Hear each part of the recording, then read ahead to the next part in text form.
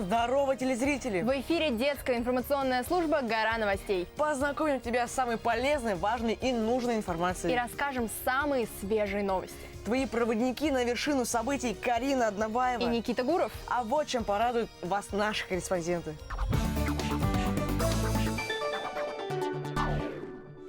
Сегодня в выпуске: как приготовить вишневый десерт, чем лучше всего рисовать космос, из чего приготовить домашнее мороженое, что же такое панакота и какие фотографии собирают много лайков.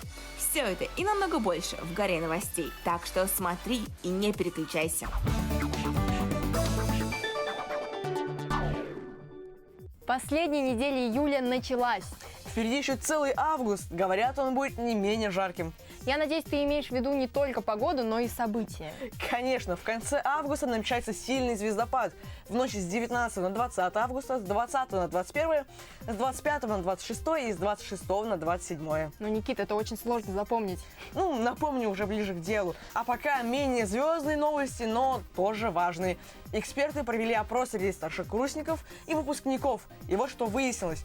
Оказывается, абсолютное большинство, а именно 94% опрошенных, планируют строить карьеру в России. Это хорошо. Я слышала про такой термин, как утечка мозгов. Это когда классные специалисты уезжают работать в другие страны. Это, конечно, очень обидно. Год от года это явление становится все меньше и меньше. Причем более половины из опрошенных хотят работать только в нашей стране. А еще порядка трети считают, что в России лучше начинать карьеру, получить опыт, а дальше по обстоятельствам. А вот как заниматься самообразованием, расскажет нам Азалия.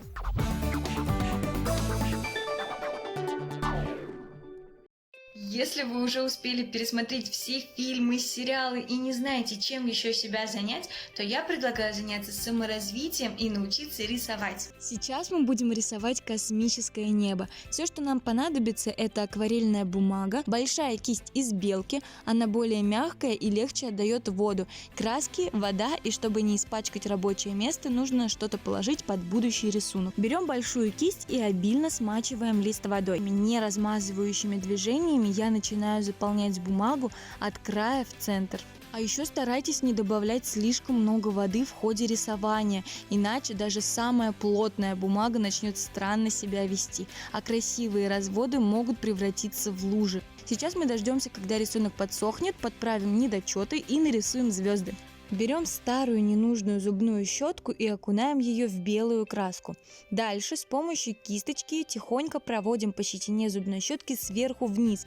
Таким образом брызги образуют звезды. Остается лишь доставить крупные звезды тонкой кисточкой. Осталось дождаться, когда наш рисунок полностью высохнет, и потом можно поместить его в рамку, чтобы в дальнейшем использовать его как классный элемент декора. Либо же сделать из него космическую обложку для вашего скетчбука, открытку другу, или же обложку для вашего будущего музыкального альбома. Главное — фантазия. Азалия Латыпова специально для «Горы новостей».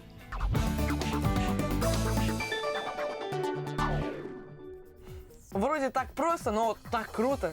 Мне кажется, этот сюжет нужно залить в ТикТок. Уж очень эстетично и залипательно. Ты что, тоже подсел на эту соцсеть? Нет, мне нравится другая. Я больше люблю делать фотографии.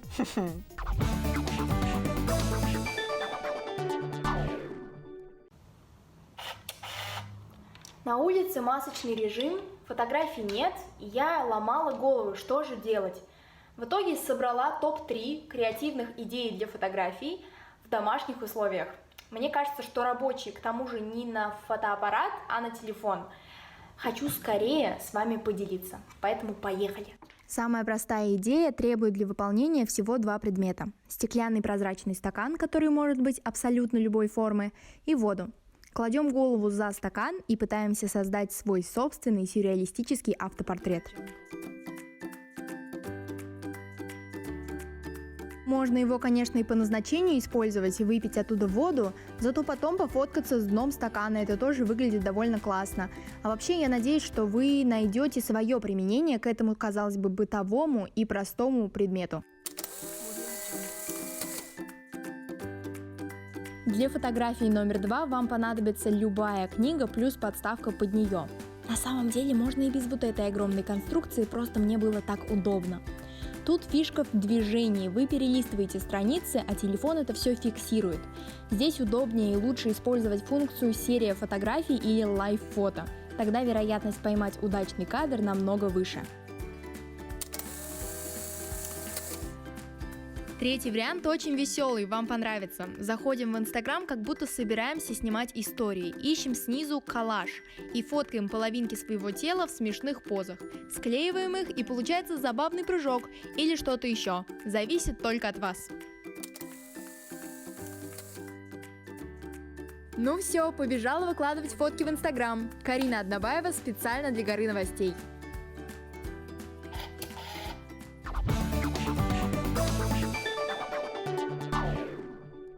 Очень круто получилось. Спасибо, за время самоизоляции я отлично прокачала свой скилл по съемке. Чувствую, у нашего режиссера появляется конкуренция. Нет, мне больше нравится работать в кадре и рассказывать новости. А вот что нравится нашему пиарщику Даше, оказывается, она не только ведет нашу группу и YouTube-канал.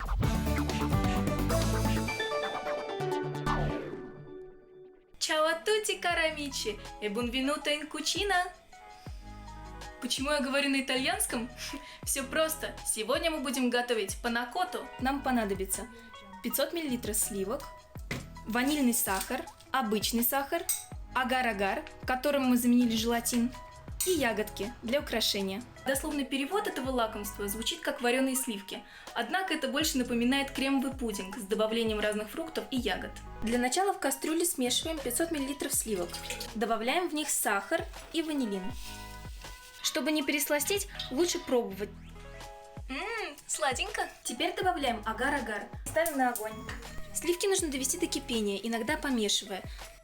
Теперь, когда сливки готовы, в заранее приготовленные формочки мы разливаем нашу смесь.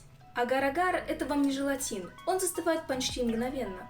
В холодильнике десерт лучше укрыть пленкой, чтобы он не заветрился. Несмотря на то, что панакота напоминает по своей консистенции желе, все-таки это десерт довольно хрупкий, поэтому пытаться достать его из формочки, ковыряя при этом ножом или вилкой, лучше не надо. Возьмите тарелку и переверните. Так десерт сохранит свою форму и будет выглядеть красиво при подаче. Попробуйте приготовьте панакоту дома, порадуйте себя, да и своих близких. Дарья Карпова специально для Горы новостей.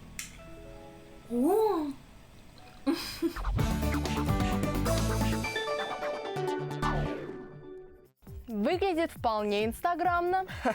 И, наверное, это очень вкусно и, судя по всему, полезно. А вот что 100% полезно. В Хабаровске 2 десятиклассника изобрели Smart Bag или умный рюкзак. В ранец ребята вшили специальные датчики, в которых запрограммировано школьное расписание. К учебникам и рабочим тетрадям прикрепили отдельные QR-коды. Математика.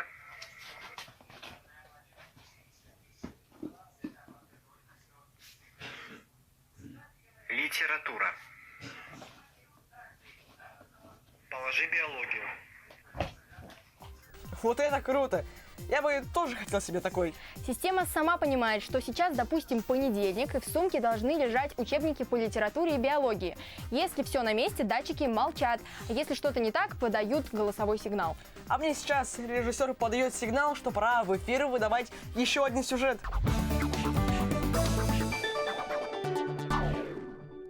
Знаете, при подготовке к сюжету очень важно выбрать тему. В этот раз я посмотрел на свое плюшевое авокадо и подумал, почему бы не снять идею, ведь ребята уже сделали подобное, и я решил снять о том, как приготовить диетический, очень вкусный вишневый десерт. Сначала мы берем курагу, грецкие орехи или миндаль в равных пропорциях. Если нет кураги, можно взять чернослив. Перемалываем это все в блендере, добавив 1 столовую ложку воды. После добавляем 1 чайную ложку кокосового масла. И все перемалываем. После мы выкладываем эту однородную массу в пиалки и утрамбовываем. Оставляем наш легкий корж и приступаем к начинке. Для нее нам понадобится агар-агар, ванилин, сахарозаменитель, стевия, замороженная вишня и сок от нее. Предварительно растопив вишню на медленном огне, мы сливаем сок и откладываем вишню. На 200 грамм вишни мы кладем 2 чайные ложки агар-агара, 1 чайную ложку ванилина и 1,5 ложки стевии, так как она в 2 раза слаще сахара. То есть, если вы не сможете купить стевии, вы кладете 3 чайные ложки сахара на 200 грамм вишни. Заливаем сок, кладем все ингредиенты, доводим это все до кипения, постоянно помешиваем. Затем, уже на среднем огне, кидаем вишню и продолжаем мешать еще 1 минуту. После даем немного остыть, затем берем наши формочки с коржами и заливаем начинку. Раз, два, три. Даем остыть до комнатной температуры и ставим на 30 минут в холодильник. Ваш десерт готов. Вот и все, друзья. Надеюсь, вам понравился этот сюжет. Вы будете делать этот вкусный и очень легкий десерт дома, поскольку он еще и является диетическим. Ардамир Усманов специально для Горы новостей.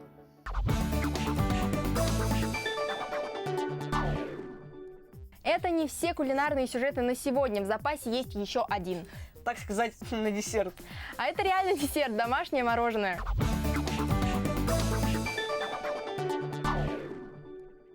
Чего мы больше всего хотим во время летней жары? Охладиться. А это значит, что пора открывать сезон мороженого. Мы все с вами любим мороженое. А домашнее мороженое, приготовленное своими руками, в 2 раза вкуснее. Мы приготовим домашний пломбир и домашний фруктовый лед. Для домашнего фруктового льда нам понадобится любой сок, любая газировка и мармеладки по желанию. Наливаем в формочки для мороженого сок и газированную воду. Добавляем желейных мишек и ставим это все в морозилку на сутки. Для домашнего пломбира нам понадобятся холодные 33% сливки и сгущенка. Смешиваем сливки и сгущенку и взбиваем миксером до состояния однородности. Переливаем нашу массу в широкую тару. Накрываем пищевой пленкой и ставим в морозильник на 2-3 часа. Через 2-3 часа получается вот такое супервкусное сливочное мороженое. Спустя сутки достаем наш фруктовый лед из морозильника. Получается вот такая вкусняшка. Вот так при помощи самых простых ингредиентов мы приготовили супервкусное домашнее мороженое. Я уверена, что результат тебя удивит. Аня Елинская специально для Горы. Аня, спасибо. Это были все новости на сегодня. Пришло время прощаться. С тобой были Карина Однобаева и Никита Гуров. Включай гору новостей и будь на вершине событий. Пока-пока!